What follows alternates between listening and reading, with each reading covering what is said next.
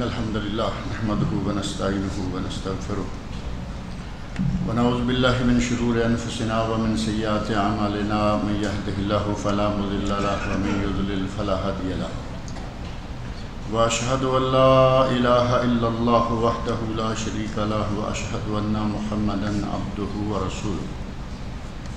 أما بعد فإن خير الحديث كتاب الله وخير الهدي هدي محمد صلى الله عليه وسلم وشر الأمور محدثاتها وكل محدثة بدعة وكل بدعة ضلالة وكل ضلالة في النار رب اشرح لي صدري ويسر لي أمري واحلل عقدة من لساني يفقهوا قولي رب أعوذ بك من همزات الشياطين وأعوذ بك رب أن يحضرون بسم اللہ الرحمن الرحیم عن جابر بن عبد الله رضی اللہ عنہما عن النبی صلی اللہ علیہ وسلم قال دخلت الجنة أتيت الجنة فأبصرت قصرا فقلت لمن هذا قالوا لعمر بن الخطاب فأردت أن أدخله فلم يمنعني إلا علمي بغيرتك قال عمر بن الخطاب یا رسول اللہ بأبی انت و امی یا نبی اللہ اوا علیک اغار نبی اکرم صلی اللہ علیہ وسلم جیسا کہ پچھلے ہفتہ بھی کئی احادیث گزری ہیں کہ آپ مختلف خواب دیکھتے ہیں اور پھر ان خوابوں کی تعبیر بھی آپ خود ہی بیان فرماتے ہیں کہ میں نے خواب دیکھا یہ دیکھا اور اس کا معنی یا اس کی تعبیر یہ ہے۔ تو یہاں اس حدیث میں حضرت جابر بن عبداللہ رضی اللہ عنہما بیان فرماتے ہیں کہ نبی صلی اللہ علیہ وسلم نے ارشاد فرمایا دخلت الجنہ، یا لفظ ہے اتیت الجنہ، میں جنت میں آیا یا جنت میں داخل ہوا۔ فابصرت قصرا، جنت میں نے ایک محل دیکھا، پیلس دیکھا، بہت بڑا محل ہے، خوبصورت مکان ہے۔ فقلت، تو میں نے پوچھا لمن ھذا، یہ پیلس یہ محل کس کا ہے؟ قالوا، انہوں نے کہا، اب ظاہر ہے کہ کہنے والے کون ہو سکتے ہیں سوائے فرشتوں کے؟ اللہ رب العزت کے حکم سے حضرت جبرائیل امین ساتھ ہیں۔ قالوا، انہوں نے کہا لعمر بن الخطاب رضی اللہ عنہ، یہ محل جو جنت میں اس وقت آپ دیکھ رہے ہیں یہ عمر بن خطاب رضی اللہ عنہ کا گھر ہے جو ان کو جنت میں ملنے والا ہے۔ فَأَرَدْتُ أَنْ أَدْخُلَهُ، میں نے ارادہ کیا کہ میں اس گھر میں داخل ہو جاؤں، خوبصورت مکان نظر آ رہا ہے، جی چاہا کہ میں اس میں داخل ہو کر اسے اندر سے دیکھوں۔ فَلَمْ يَمْنَعْنِي إِلَّا عِلْمِي بِغَيْرَتِكَ، اے عمر مجھے اس گھر میں داخل ہونے سے کسی چیز نے نہیں روکا سوائے اس کے کہ مجھے تیری غیرت یاد آ گئی کہ تو اتنا غیرت مند آدمی ہے کہ تیرے گھر میں کوئی بغیر اجازت کے داخل ہو جائے تو تیری غیرت یہ گوارا نہیں کرے گی۔ جیسے مجھے یہ یاد آیا میں نے گھر میں داخل ہونے کا ارادہ جو ہے وہ ترک کر دیا۔ حضرت عمر فاروق رضی اللہ عنہ یہ بات سن رہے ہیں۔ قال عمر بن الخطاب، حضرت عمر فاروق رضی اللہ عنہ عرض کرتے ہیں یا رسول اللہ، اے اللہ کے رسول صلی اللہ علیہ وسلم، بے ابی انت و امی یا نبی اللہ، اے اللہ کے نبی میرے ماں باپ آپ پر قربان ہوں، اوا علیک اغار، کیا میں آپ کے بارے میں غیرت کھاؤں گا کہ آپ میرے گھر میں کیوں داخل ہوئے؟ کیا ایسا ممکن ہے کہ میرے دل میں آپ کے لیے بھی غیرت آئے گی؟ نبی صلی اللہ علیہ وسلم یا کوئی بھی نبی امت کے لیے باپ کی جگہ ہوتا ہے، اور حضرت عمر فاروق، ابو بکر صدیق، عثمان غنی، حضرت علی مرتضیٰ یا جتنے بھی دیگر صحابہ کرام ہیں وہ سارے نبی اکرم صلی اللہ علیہ وسلم کا اتنا احترام کرتے ہیں کہ اپنی جان، اپنا مال، اپنا اہل، اپنا عیال، ہر چیز قربان کرنے کے لیے تیار رہتے ہیں۔ تو حضرت عمر فاروق رضی اللہ عنہ نے جب یہ سنا کہ مجھے تیری غیرت یاد آ گئی لہٰذا میں گھر میں داخل نہیں ہوا، تو حضرت عمر فاروق کہتے ہیں یا رسول اللہ میں آپ پر غیرت کھاؤں گا،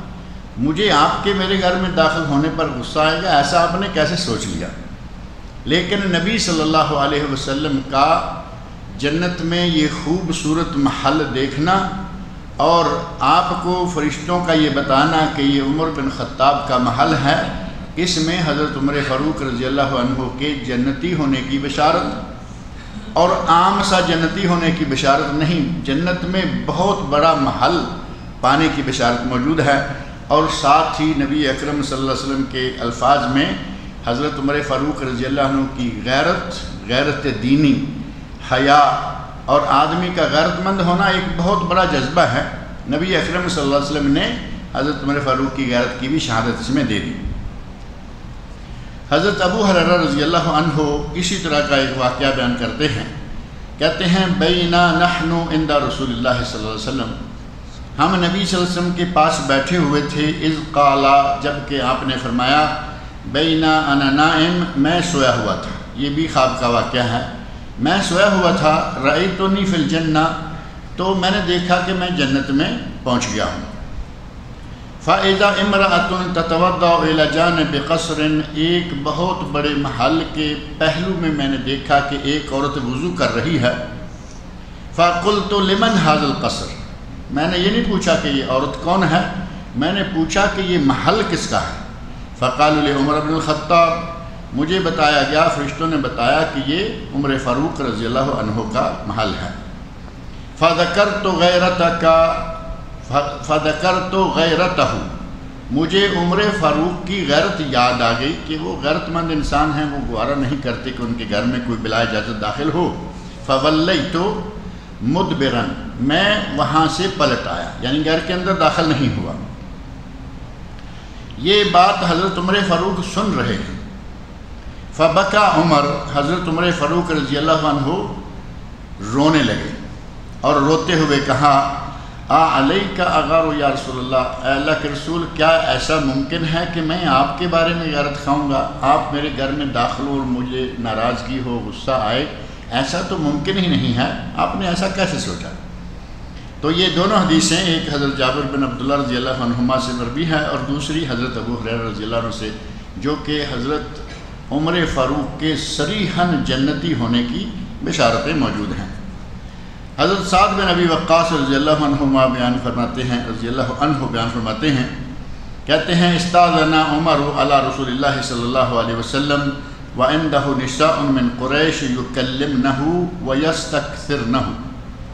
حضرت عمر فاروق رضی اللہ عنہ نبی صلی اللہ علیہ وسلم کے گھر میں تشریف لائے اور جب اجازت طلب کی تو دیکھا کہ گھر میں قریش کی عورتیں نبی صلی اللہ علیہ وسلم کے گرد جمع ہیں اور وہ نبی صلی اللہ علیہ وسلم سے کچھ مالی مطالبہ، کچھ زیادہ مطالبہ کر رہی ہیں اخراجات کا۔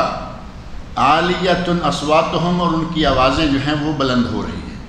اب یہ قریش کی عورتیں ظاہر اور تو کوئی ہے نہیں، نبی صلی اللہ علیہ وسلم کی اپنی بیویاں ہیں اور وہ بیویاں اپنا مطالبہ کر رہی ہیں کہ ہمیں جو پاکٹ منی مل رہی ہے آج کے الفاظ میں، یہ ذرا کم ہے، خرچہ جو مل رہا ہے یہ کم ہے، تو ہمارا خرچہ جو ہے وہ تھوڑا سا زیادہ کر دیا جائے۔ اسی دوران چونکہ میاں بیوی ہیں، آپس میں باتیں کرتے کرتے ایک وقت میں آپ کی 9 بیویاں تھیں۔ جس وقت آپ نے وفات پائی تو بیک وقت آپ کے گھر میں 9 بیویاں تھیں، تو ساری اکٹھی ہو چکی ہیں، مطالبہ ہو رہا ہے کہ ہمیں تھوڑا سا خرچہ بڑھایا جائے، جو غلہ جو چیز ہمیں دی جاتی ہے اس میں اضافہ کیا جائے۔ تو ظاہر ہے کہ عورتوں کی آواز تھوڑی بلند تھی۔ حضرت عمر فاروق رضی اللہ عنہ نے اجازت طلب کی۔ فلما استاذنا عمر، جب حضرت عمر فاروق رضی اللہ عنہ نے اجازت طلب کی، قمنا یبتدرن الحجاب، وہ ساری عورتیں فوری طور پر وہاں سے اٹھیں اور پردوں کے پیچھے چلی گئیں۔ حضرت عمر فاروق کے اجازت طلب کرتے ہی جیسے ہی دروازے پہ آواز دی، اندر آنے کی اجازت طلب کی، جو تھوڑی دیر پہلے تک شیر بنی اپنے شوہر پر، نبی صلی اللہ علیہ وسلم اس وقت شوہر کی حیثیت سے ان کے مابین موجود ہیں، بلند آواز سے باتیں کر رہی ہیں، حضرت عمر فاروق کی آواز آئی، سب غائب، وہاں سے ساری اٹھی اور اپنے اپنے حجرہ میں چلی گئیں۔ فآذن له رسول اللہ صلی اللہ علیہ وسلم ورسول اللہ صلی اللہ علیہ وسلم یضحک، نبی صلی اللہ علیہ وسلم نے حضرت عمر رضی اللہ عنہ کو اندر آنے کی اجازت دی اور ساتھ آپ ہنس رہے ہیں۔ نبی اکرم صلی اللہ علیہ وسلم نے اجازت دی کہ عمر اندر آ جاؤ، اور ساتھ ہی حضرت رسول اللہ صلی اللہ علیہ وسلم مسکرا رہے ہیں، ہنس رہے ہیں۔ قالا اور ساتھ ہی ارشاد فرمایا عجبت من هؤلاء اللائي كن عندي، مجھے تعجب ہے ان عورتوں پر جو کہ تھوڑی دیر پہلے میرے پاس تھیں، یعنی میری بیویاں، مجھے ان پر تعجب ہے۔ فلما سمعنا صوتك ابتدرنا الحجاب، جب انہوں نے تیری آواز سنی، حضرت عمر فاروق سے مخاطب ہو کر کہتے ہیں کہ تھوڑی دیر پہلے میرے پاس بلند آواز سے باتیں کر رہی تھی، جیسے ہی تمہاری آواز سنی تو یہ ساری کی ساری پردوں کے پیچھے چھپ گئی ہیں۔ قال عمر، حضرت عمر فاروق رضی اللہ عنہ فرماتے ہیں فَأَنْتَ يَا رسول اللہ كُنْتَ أَحَقَّ أَنْ يَحَبْنَا، اے اللہ کے رسول آپ کا زیادہ حق تھا کہ یہ آپ سے میری نسبت زیادہ ڈرتی، آپ نبی بھی ہیں، ان کے شوہر بھی ہیں، آپ کے دو ان کے ساتھ تعلق ہیں، تو مجھ سے ڈرنے کی بجائے یہ چاہیے تھا کہ یہ آپ سے زیادہ ڈرتی۔ ثم قال، پھر حضرت عمر فاروق رضی اللہ عنہ نے نبی صلی اللہ علیہ وسلم کی بیویوں سے مخاطب ہو کر کہا اے عدوات انفسہن، اے اپنے نفسوں کی دشمن عورتوں۔ اب یہ تو معلوم ہے کہ یہ پیلس تو وہ ہے نہیں نا کہ آواز دوں گا تو سنی نہیں جائے گی۔ نبی صلی اللہ علیہ وسلم کی 9 بیویوں کے 9 گھر ایسے ہیں کہ یہاں ایک آدمی آواز دے ساری سن رہی ہوں، اتنا پیلس تو نبی اکرم صلی اللہ علیہ وسلم کا اپنا ہے۔ اور ان میں سے جو نبی صلی اللہ علیہ وسلم کی سب سے پیاری بیوی ہیں ام المؤمنین عائشہ رضی اللہ عنہا، وہ حجرہ اتنا تھا کہ رات کو حضرت عائشہ رضی اللہ عنہا فرماتی ہیں، صحیح بخاری شریف میں حدیث موجود ہے، رات کو نبی اکرم صلی اللہ علیہ وسلم اٹھ کر جب تہجد پڑھنے لگتے تو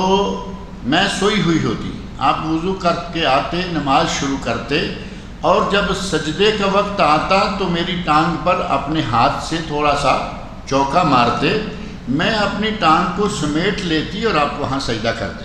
اور جب سجدہ کر کے آپ اٹھتے تو میں پھر اپنی ٹانگیں جو ہیں ان کو کھول لیتی۔ اتنا بڑا پیلس تھا حضرت محمد رسول اللہ صلی اللہ علیہ وسلم کا کہ ایک آدمی سویا ہوا ہو، دوسرا کھلے طور سے وہاں نماز نہیں پڑھ سکتا۔ اب اتنی جگہ اگر 9 بیویوں کو دی جائے تو آپ سمجھ سکتے ہیں کہ وہ کتنا رقبہ ہوگا۔ ہمارے ایک آدمی کا گھر اس سے عموماً بڑا ہوتا ہے، چاہے کتنا چھوٹا بھی کیوں نہ ہو۔ تو حضرت عمر فاروق رضی اللہ عنہ فرماتے ہیں اے عدوات انفسہن، اے اپنے نفس کی دشمن عورتوں، تحبننی ولا تحبن رسول اللہ، تم مجھ سے ڈر رہی ہو اور اللہ کے رسول صلی اللہ علیہ وسلم سے نہیں ڈرتی ہو، اس کی کیا وجہ ہے؟ قلنا، خواتین میں سے کسی نے کہا یا سب نے بیک زبان کہا نعم، ہاں ہم تم سے ڈرتی ہیں، نبی صلی اللہ علیہ وسلم سے نہیں ڈرتی۔ کیوں؟ انت افض و اغلظ من رسول اللہ، تم نبی صلی اللہ علیہ وسلم سے زیادہ سخت گیر اور زیادہ سخت مزاج کے مالک ہو۔ کہا کہ ہمیں ڈر اس لیے آتا ہے کہ نبی تو سخت مزاج نہیں ہیں۔ قرآن کریم میں اللہ نے فرمایا لو کنت فظا غلیظ القلب لانفضوا من حولک، اے میرے نبی کبھی تم سخت گیر اور سخت مزاج ہوتے تو یہ صحابہ آپ سے بھاگ جاتے، آپ کے پاس کوئی نہ رہتا۔ آپ نرم دل، خوش اخلاق، انتہائی مل جل کر رہنے والے تھے۔ اس کے برعکس حضرت عمر فاروق رضی اللہ عنہ شیر انسان ہیں، دشمن بھی ڈرتا ہے، ہر کوئی ڈرتا ہے، حتیٰ کہ عورتیں اپنی بھی گھبراتی ہیں۔ لیکن بعض مقامات ایسے ہیں پتہ چلتا ہے کہ عورتوں ہی میں سے عورتیں حضرت عمر پر بھی آواز اٹھاتی ہیں۔ ایک واقعہ بڑا مشہور ہے کتب حدیث میں، ایک صحابی آ رہے ہیں کہ میں اپنی بیوی کی شکایت کرتا ہوں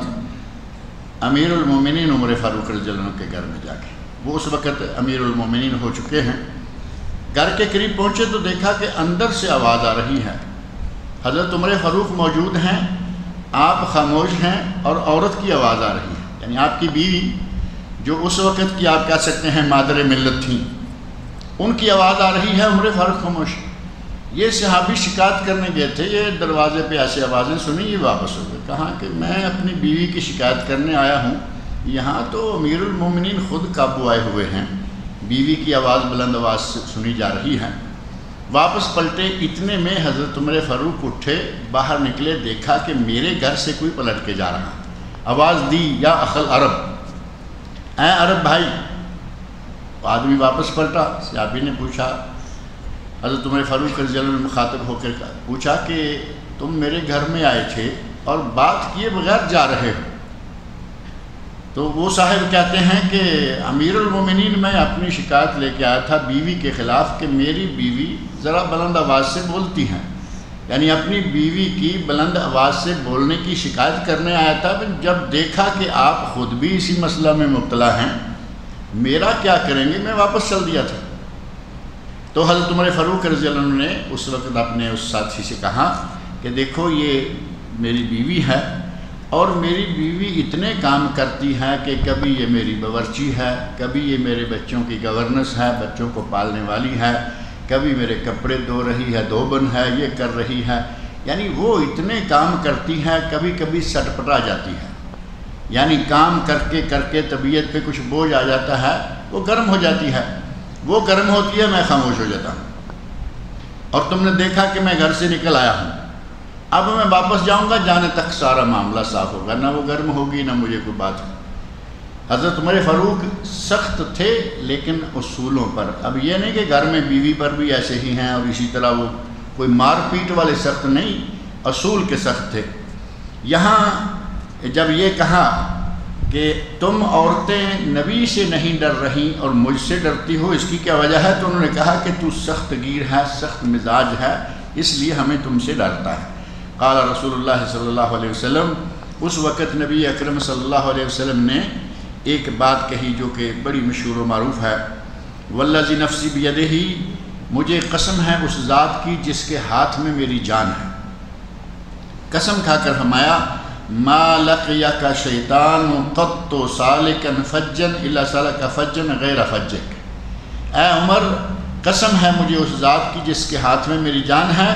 جس راستے میں تم آ رہے ہو، راستے میں کبھی شیطان بھی ہو تو تمہیں دیکھ کر ڈر کر راستہ چھوڑ کر بھاگ جائے، یعنی انسان تو انسان، شیطان جو کہ غیر مرئی چیز ہے، دیکھی نہیں جا سکتی، اس کے باوجود اللہ نے اتنا جلال، اتنا روب، اتنا دبدبہ دے رکھا تھا کہ قسم کھا کے نبی صلی اللہ علیہ وسلم آئے، چونکہ نبی اکرم صلی اللہ علیہ وسلم تو یہ بات جانتے ہیں کہ اگر تم کسی راستے پر چلو، اس راستے میں شیطان بھی ہوگا تو وہ تمہیں دیکھ کر بھاگ جائے گا۔ یہ عظمت تھی، یہ جلال تھا حضرت عمر فاروق رضی اللہ عنہ کا۔ حضرت عبداللہ بن عمر رضی اللہ عنہما بیان کرتے ہیں، لما توفی عبداللہ، جب عبداللہ بن ابی بن سلول، یہ رئیس المنافقین، منافقوں کا سردار جو ہے، وہ فوت ہوا، جاء ابنہ عبداللہ بن عبداللہ الی رسول اللہ، عبداللہ بن ابی کا بیٹا جو کہ صحابی ہے اور اس کا نام بھی عبداللہ ہے، عبداللہ بن ابی بن سلول، حضرت عبداللہ رضی اللہ عنہ نبی صلی اللہ علیہ وسلم کی خدمت میں حاضر ہوئے، فسألہ ان یعطیہ قمیصہ یکفن فیہ اباہ، نبی صلی اللہ علیہ وسلم سے یہ مطالبہ کیا کہ یا رسول اللہ، پتہ تو تھا کہ یہ میرا باپ ہے، یہ بھی پتہ تھا کہ یہ منافق ہے، یہ بھی معلوم تھا، صحابہ میں بات یہ عام ہو چکی تھی، لیکن نبی صلی اللہ علیہ وسلم نے ان کو قتل کرنے سے روکا ہوا تھا کہ کہیں لوگ ایسا نہ کہیں کہ یہ تو اب اپنے ساتھیوں کو بھی قتل کرنا شروع ہو گیا، کیونکہ وہ نمازیں پڑھتا تھا، روزے رکھتا تھا، سارا کرتا تھا، لیکن اندر سے وہ مسلمان نہیں ہوا تھا۔ تو حضرت عبداللہ نے نبی صلی اللہ علیہ وسلم کی خدمت میں حاضر ہو کر کہا یا رسول اللہ، اگر آپ اپنا کرتا مبارک دے دیں، میں اپنے باپ کو پہنا دوں کفن کے طور پر، تو ہو سکتا ہے کہ آپ کے کرتے کی برکت سے اللہ رب العزت اس کے گناہوں کو معاف کر دے۔ نبی اکرم صلی اللہ علیہ وسلم نے حضرت عبداللہ رضی اللہ عنہ کو کرتا عطا فرمایا، کہا کہ یہ کرتا ہے لے لو۔ ثم سألہ ان یصلی علیہ، پھر حضرت عبداللہ رضی اللہ عنہ کہتے ہیں کہ یا رسول اللہ میرے باپ کا جنازہ پڑھ دیں، یعنی آپ خود سے تیار نظر نہیں آ رہے، کیونکہ عام طور پر صحابہ کے لیے آپ خود سے تیار ہوتے تھے، یہاں مطالبہ کیا کہ آپ میرے باپ کا جنازہ پڑھا دیں۔ نبی اکرم صلی اللہ علیہ وسلم کی وسعت ظرفی، آپ کی عظمت، آپ کی رحمت للعالمین، فوراً تیار ہو گئے، کہا کہ چلو میں تمہارے باپ کا جنازہ بھی پڑھاتا ہوں۔ فقام رسول اللہ صلی اللہ علیہ وسلم علیہ وسلم، نبی صلی اللہ علیہ وسلم نماز جنازہ پڑھانے کے لیے اٹھ کھڑے ہوئے، جیسے ہی آپ اٹھے فقام عمر فاخذ بثوب رسول اللہ صلی اللہ علیہ وسلم، حضرت عمر فاروق بھی اٹھ گئے اور آپ کا پیچھے سے کپڑا جو ہے اس کو پکڑ لیا، جیسے دیکھا کہ آپ آگے بڑھنے لگے ہیں جنازہ پڑھانے کے لیے، تو پیچھے سے جیسے آدمی ہاتھ کندھے پہ رکھتا ہے یا کپڑے کو ہاتھ لگاتا ہے، کپڑے کو ہاتھ لگایا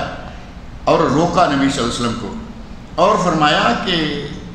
یا رسول اللہ تصلی علیہ، آپ عبداللہ بن ابی بن سلول اس رئیس المنافقین کی نماز جنازہ پڑھیں گے؟ آپ جانتے ہیں، آپ سمجھتے ہیں، آپ کو علم ہے کہ یہ منافق ہے اور منافقوں کی سردار ہے، اور پھر آپ اس پر نماز پڑھ رہے ہیں۔ وَقَدْ نَهَاكَ رَبُّكَ أَن تُصَلِّيَ عَلَيْهِ، جب کہ آپ کے رب نے آپ کو منافقین کا جنازہ پڑھنے سے روک رکھا ہے۔ اب قرآن کریم کی آیت کی طرف انہوں نے اشارہ کیا، وہ آیت جو کہ ان الفاظ میں ہے استغفر لہم او لا تستغفر لہم ان تستغفر لہم 70 مرہ،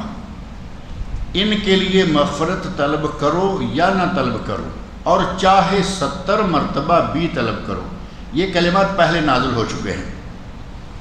حضرت عمر فاروق رضی اللہ عنہ نے فرمایا کہ آپ کو تو اللہ نے روک رکھا ہے جنازہ پڑھنے سے ان الفاظ میں۔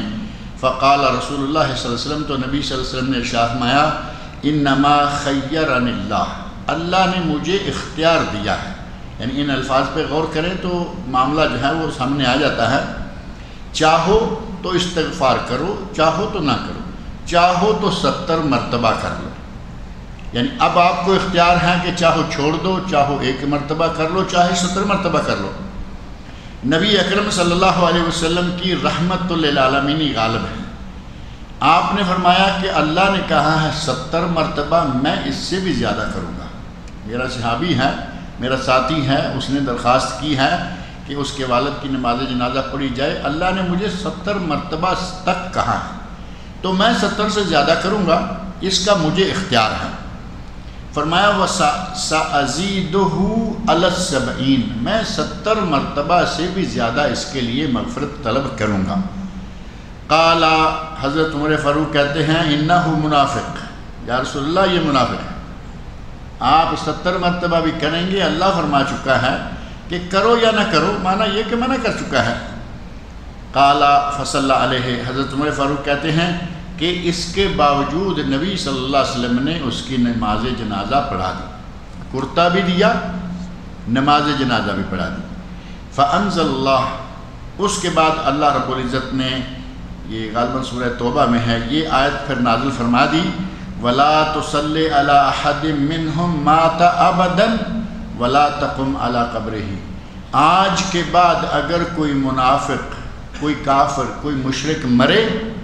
لا تصلی علیہ ابداً، آج کے بعد کبھی بھی ان کی نماز جنازہ نہیں پڑھانا، ولا تقم علی قبرہ، اور نہ اس کی قبر پہ جا کے کھڑے ہونا۔ اس کے بعد مطلقاً نبی اکرم صلی اللہ علیہ وسلم کو منع کر دیا گیا۔ تو اس حدیث میں نبی صلی اللہ علیہ وسلم کی وسعت ظرفی، نبی اکرم صلی اللہ علیہ وسلم کی رحمت للعالمین، نبی صلی اللہ علیہ وسلم کی شفقت، اپنے صحابی کا دل نہیں توڑا۔ اللہ نے کہا 1 نہیں 2 نہیں 70، فرمایا میں 71 مرتبہ مغفرت طلب کروں گا، لیکن اپنے صحابی کی درخواست جو ہے اس کو رد نہیں کیا، لیکن اللہ نے فرمایا کہ ہم اس کو نہیں بخشیں گے۔ اس واقعہ میں بہت ساری عبرتیں ہیں ہمارے لیے۔ ایک تو یہ کہ ہمارے مسلمان جو ہیں وہ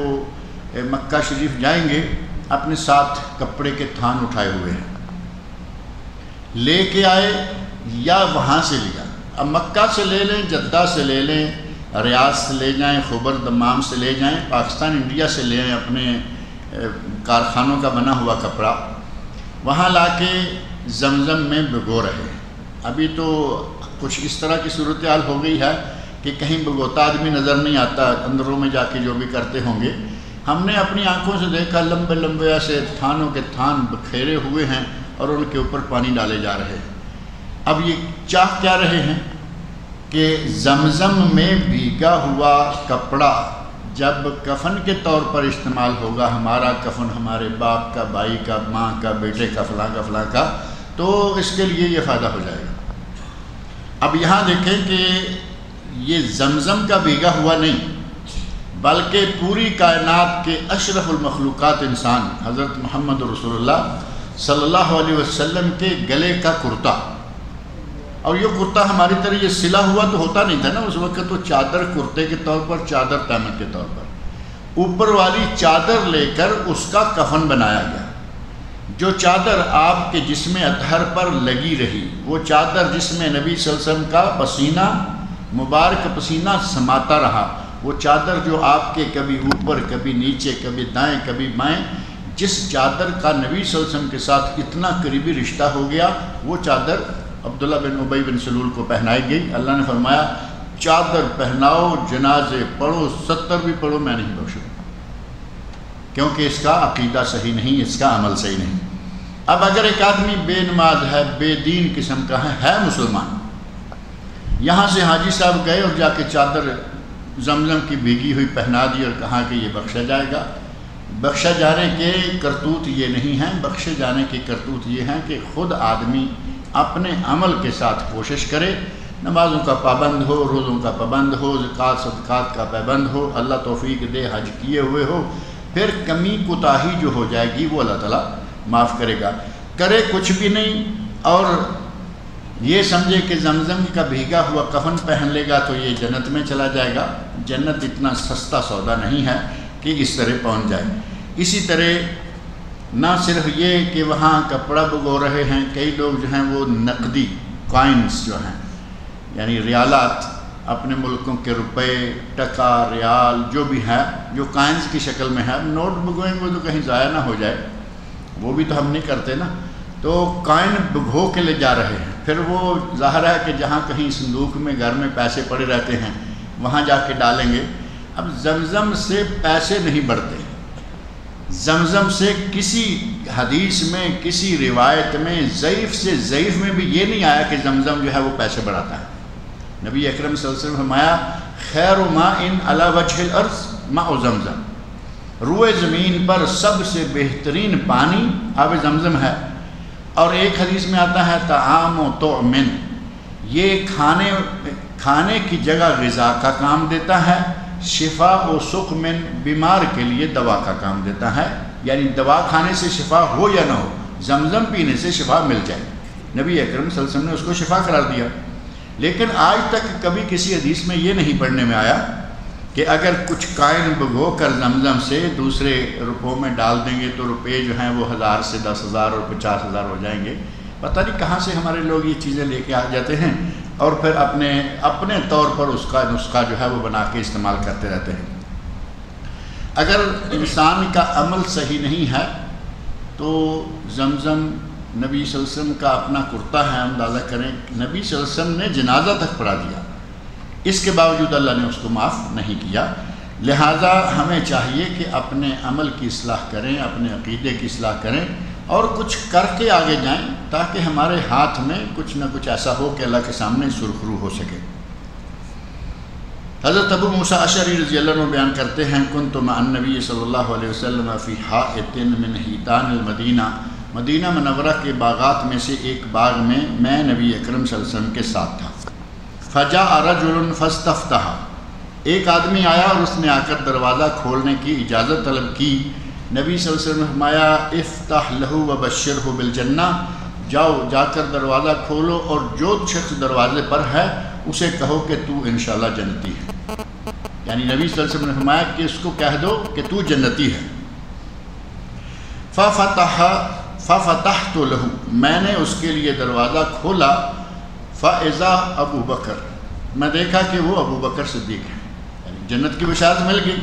دروازہ کھولا تو وہ ابو بکر ہے۔ فبشرتہ بما قال النبی صلی اللہ علیہ وسلم، میں نے نبی صلی اللہ علیہ وسلم کے ارشاد کے مطابق انہیں بشارت دے دی کہ تم جنتی ہو، کیونکہ نبی صلی اللہ علیہ وسلم نے فرمایا۔ فحمد اللہ، انہوں نے اللہ کی حمد بیان کی، اللہ کا شکر ادا کیا کہ مجھے نبی صلی اللہ علیہ وسلم کی زبان مبارک سے جنتی ہونے کی بشارت کا سرٹیفکیٹ مل گیا۔ ثم جاء رجل فاستفتح، ایک اور آدمی آیا، اس نے دروازہ کھولنے کی اجازت طلب کی۔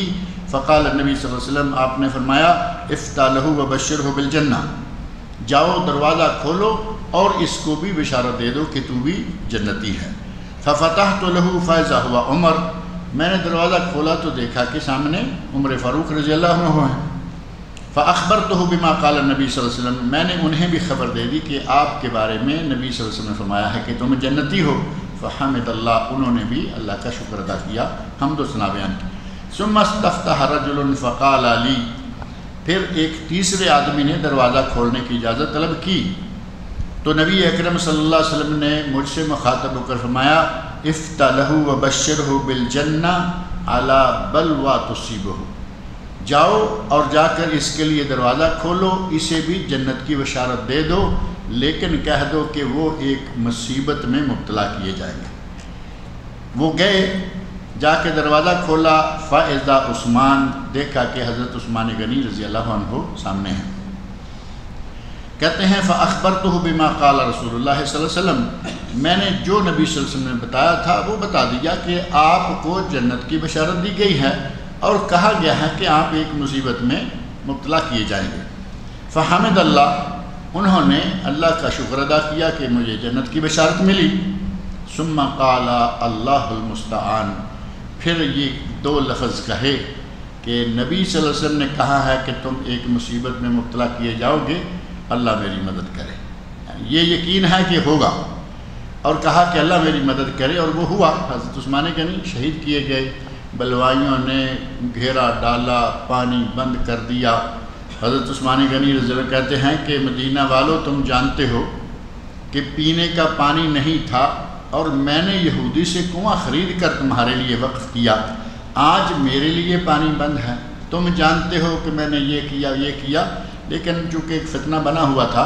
بالآخر حضرت عثمان غنی رضی اللہ عنہ کو اس وقت شہید کیا گیا جب کہ وہ قرآن کریم کی تلاوت کر رہے تھے، اور حضرت عثمان غنی کے خون کا چھینٹا قرآن کریم پر پڑا، اور وہ قرآن کریم آج بھی مصر میں موجود ہے۔ مصر کے میوزیم میں وہ قرآن کریم آج بھی موجود ہے اور اس پر خون کا چھینٹا پڑا ہوا ہے۔ نبی اکرم صلی اللہ علیہ وسلم کے یہ ارشادات جو ہیں، یہ اللہ رب العزت کی طرف سے خاص عنایت اور خاص تعلق کے نتیجہ میں گویا کہ آپ نے یہ پیش گوئیاں فرما دیں۔ کسی کو جنتی ہونے کی پیش گوئی دینا یہ کسی کے ہاتھ میں نہیں، یہ جب تک اللہ کی طرف سے باقاعدہ اس کا اشارہ اجازت نہ ہو، اور پھر پیش گوئی یہ دے دی کہ تم ایک مصیبت میں مبتلا کیے جاؤ گے، یعنی تمہاری خلافت ہوگی اور خلافت کے دوران اتنا فتنہ بڑھے گا کہ اس فتنہ میں تمہیں تکلیف پہنچے گی، اور وہ تکلیف اتنی زیادہ پہنچی کہ وہ اس واقعہ میں شہید ہی کر دیے گئے۔ اللہ رب العزت مجھے اور آپ سب لوگوں کو نبی اکرم صلی اللہ علیہ وسلم کے ارشادات پڑھنے، سننے، سمجھنے اور ان پر عمل کرنے کی توفیق عطا فرمائے۔ اس موضوع کی اگلی حدیث ہے کہ ذرا لمبی ہے، انشاءاللہ اگلے درس میں اس کو پڑھیں گے۔ شان مصطفیٰ صلی اللہ علیہ وسلم کے موضوع پر شیخ سید توصیف الرحمن صاحب کا ایک درس ہے، اور اخلاص کے فوائد کیا ہیں، ثمرات کیا ہیں، اس موضوع پر ایک میرا درس ہے۔ یہ 2 DVDs ہیں ان بھائیوں کے پاس، جن کو چاہیے وہ لیتے جائیں۔ کیا عورت ننگے سر قرآن مجید کی تلاوت کر سکتی ہے؟ ننگے سر تلاوت کرنا ادب کے خلاف ہے، کیونکہ عورت اپنے گھر میں ہی کیوں نہ ہو، اسے چاہیے کہ قرآن کریم کی تلاوت کرنے کے لیے باوضو ہو اور اپنے سر پہ دوپٹہ وغیرہ رکھے۔ سر کے بالوں کو کس طرح کٹوانا جائز ہے؟ سر کے بالوں کو یا پورا کٹوائیں یا پورا چھوڑ دیں، اور اگر تھوڑے کروانے ہیں تو پورے سر کے بالوں کو برابر تھوڑا کرائیں۔ اب ظاہر ہے کہ گنجا کروایا ایک مرتبہ عمرہ پر، اس کے بعد 2 مہینے گزر گئے، سر کے بال تو 3 مہینے 4 مہینے کے بعد کاٹنے والے ہو جائیں گے، یا تو رکھیں جن کو زلفیں کہتے ہیں، اور اگر زلفیں نہیں تو پھر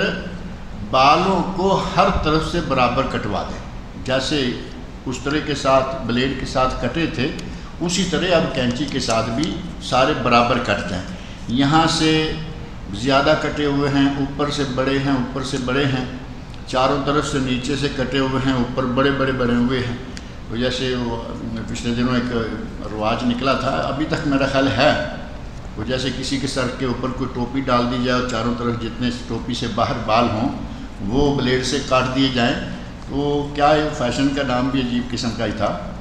تو اس طرح کے بال کٹوانا شرعاً جائز نہیں ہے، یا سارے کٹوائیں یا سارے رکھیں یا سارے برابر ہر طرف سے کٹوائیں، چھوٹے رکھنے ہیں بڑے نہیں، تو چاروں طرف سے برابر ہونے چاہیے، جن کو ہمارے یہاں کہتے ہیں فرنچ کٹ ہے، انگلش کٹ ہے، سولجر کٹ ہے، فلاں کٹ ہے، یہ کٹیں جتنی بھی ہیں یہ ساری غیر اسلامی ہیں۔ 4 رکعت والی نماز میں دوسری رکعت کے تشہد میں کیا درود شریف پڑھنا چاہیے؟ بعض روایات میں، بعض احادیث میں پہلا جو تشہد ہے 4 رکعت والا یا 3 والا، جیسے مغرب، عشاء، ظہر، عصر ہیں،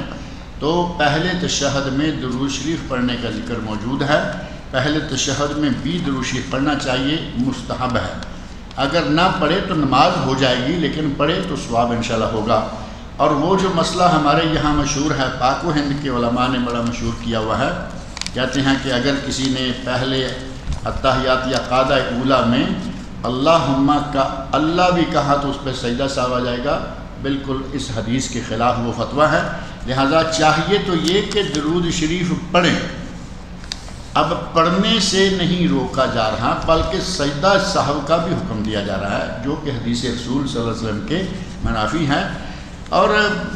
یہ باتیں وہ کر رہے ہیں جو دوسروں کو نہ فاتحہ نہ درود کہنے والے ہیں۔ دوسروں کہتے ہیں نہ فاتحہ نہ درود، مر گیا مردود، اور خود نماز میں جہاں حدیث کے ساتھ ثابت ہے درود پڑھنا، وہاں نہیں پڑھ رہے، اور پڑھنے والے کو سجدہ صاحب کا حکم دے رہے ہیں۔ کیا شریعت میں یہ شاید IVF سے ہونے والے بچوں کی پیدائش جائز ہے؟ یہ شاید کوئی ٹیسٹ ٹیوب بیبی ٹائپ ہے، ٹیسٹ ٹیوب بیبی ہے، بلکہ یہ نئی چیز، اس کے بارے میں نہیں جانتا، اس کی معلومات انشاءاللہ حاصل کریں گے، اور اس کو بعد میں، کیونکہ ٹیسٹ ٹیوب بیبی کے بارے میں کچھ معلومات ہیں، لیکن یہ جیسے بتا رہے ہیں آپ کی کچھ الگ ہے۔ اچھا ہو کہ مجھے نکلتے ہوئے کہ تھوڑا سا اس کے بارے میں روشنی آپ ڈالنا۔ اگر دوران عمرہ حیض آ جائے اور عمرہ کے ارکان ادا نہ ہو سکے تو کیا اس صورت میں دم لازم ہوگا؟ اگر کسی نے میقات پر پہنچ کر احرام باندھ لیا اور اس کے بعد حیض شروع ہو گیا، اب یا تو عورت مکہ میں رکی رہے 5، 6، 7 جتنے دن بھی حیض رہے گا، اور جب پاک ہو تو غسل کرے اور اسی احرام میں، یعنی احرام کا کپڑا بدل سکتی ہے لیکن نیت وہی قائم رہے، وہاں عمرہ کرے تو پھر کوئی دم نہیں۔ لیکن اگر میقات پر پہنچنے کے سے تھوڑا پہلے منزل شروع ہو گئے، وہاں سے احرام نہ باندھے، عمرہ کرنے کی نیت جو ہے اس کو ختم کر دے، اپنے گھر والوں کے ساتھ مکہ جائے، سارے عمرہ کرے، وہ اپنے کمرے میں، اپنے روم میں رہے، ہوٹل میں رہے، تو اس پہ کوئی دم نہیں ہے۔ لیکن اگر احرام باندھ لیا، مکہ میں پہنچ گئی اور عمرہ نہیں کیا، واپس بھی آنا ضروری ہے، کیونکہ وہ جس ٹور میں گئے ہیں ان کو 2 یا 3 دن میں واپس آنا ہے، یا کوئی پاکستان، انڈیا وغیرہ کا آنے والا ہے، تو ایسی شکل میں ضروری ہے کہ اگر عمرہ نہیں کر سکی، احرام بھی باندھا تھا، بغیر عمرہ کیے احرام کھولنا پڑا، تو اس پہ دم دینا ہوگا، اور دم بھی صرف مکہ مکرمہ میں، دم صرف مکہ کے احاطہ میں ہی دینا ہوگا، یا انڈیا پاکستان میں بھی دے سکتے ہیں، دم صرف مکہ میں ہے، وہ انڈیا پاکستان میں نہیں دیا جا سکتا۔ اگر کوئی چلا بھی جائے تو اس کے لیے ضروری ہے کہ وہ کسی کے ہاتھ مکہ میں پیسے بھیج دے، یا کسی کو ٹیلی فون وغیرہ کر کے اطلاع کر دے۔ دم کے گوشت میں ارکان خاندان بھی کھا سکتے ہیں؟ دم کا گوشت فقراء مکہ کے لیے ہوتا ہے۔ پہلی بات یہ ہے کہ وہ ہمارے لیے کھانے کے لیے کوئی عام خیراتی گوشت نہیں کہ جسے کوئی بھی کھا لے، جیسے عقیقے کا گوشت ہے۔ ویسے تو آپ کو معلوم ہوگا، لوگ وہ بھی کہتے ہیں عقیقے کا گوشت بچے کی ماں نہ کھائے، بچے کا باپ نہ، پتہ نہیں کہاں کہاں سے مسئلے کھینچ کے لے آتے ہیں۔ عقیقے کا گوشت جو بھی چاہے کھائے، کسی کے لیے کوئی ممانعت نہیں ہے، اور یہ جو گوشت ہے دم کا، کفارے کا، یہ ہے فقراء مکہ کے لیے، یہ خود نہ کھائیں۔ اور ایسے واقعات بھی سننے میں ملتے ہیں کہ کسی پہ دم لازم ہو گیا اور وہ کہتا ہے کہ ابھی مکہ میں کہاں دینا ہے، ہماری کمپنی ہے، وہاں لے جاتے ہیں، وہاں ذبح کریں گے، اپنے لوگ سارے کھائیں گے۔ وہ تو دم نہیں ہوا، تو آپ نے پارٹی بنا لی نا، وہ تو آپ نے اس دم کو پارٹی کسے، جبکہ یہ تھا کہ یہ مکہ کے فقراء میں تقسیم کرنا ہے۔ راجہی بینک والوں کے پاس سسٹم ہے، ان کو آپ پیسے جمع کرا دیں، کہاں کرنا ہے وہ جانیں، ان کا کام جانیں، یا پھر آپ مکہ میں ادارے ہیں، راجہی بینک کے علاوہ بھی لوگ ہیں جو وہاں رہتے ہیں، جانتے ہیں کہ کس محلے میں غریب لوگ ہیں، وہ پہنچاتے ہیں۔ اس طرح کرنا چاہیے، نہ کہ اپنی کمپنی کے اپنے دوستوں ساتھیوں کو کھلا دیا اور کہا کہ مکہ میں ذبح ہو گیا ہے۔ اللہ تعالیٰ مجھے اور آپ سب لوگوں کو دین اسلام کو سمجھنے کی توفیق عطا فرمائے۔